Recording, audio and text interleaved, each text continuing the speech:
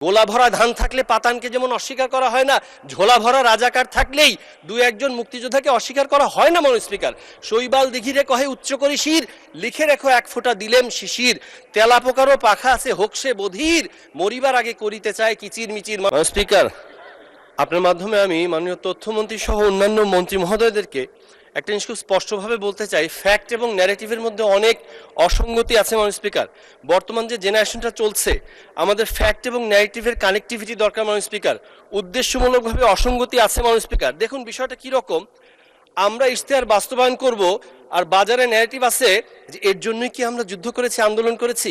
মাননীয় স্পিকার, এই মহান সংসদে মাথার উপর বিসমিল্লাহ, দুয়ারে দুয়ারে সর্বশক্তিমান আল্লাহ, এখানে এতগুলো দাড়ি টুপির মধ্যে আমাদের এখানে আলাদা করে বারবার ধন্যবাদ আসার কথা ছিল। এটা অনেক বড় একটা ঘটনা মাননীয় স্পিকার বাংলাদেশের ইতিহাসে।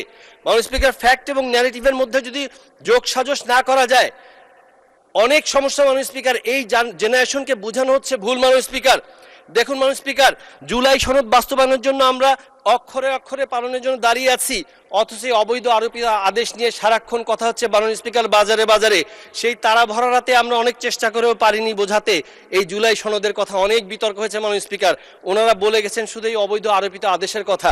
সেদিন রাতে আসলেই তারা ছিল। মাননীয় স্পিকার, পরের দিন ওয়াকআউটের পরে দেখলাম যে মুষলধারে বৃষ্টি হচ্ছে। মাননীয় স্পিকার, রাষ্ট্র কি কথা, রাষ্ট্র কি সিজদা দেয়? তাহলে রাষ্ট্রভাষা কি আর রাষ্ট্র ধর্ম কি? মাননীয় স্পিকার, অধিকাংশরা যেটা করে সেটাই হলো রাষ্ট্রভাষা।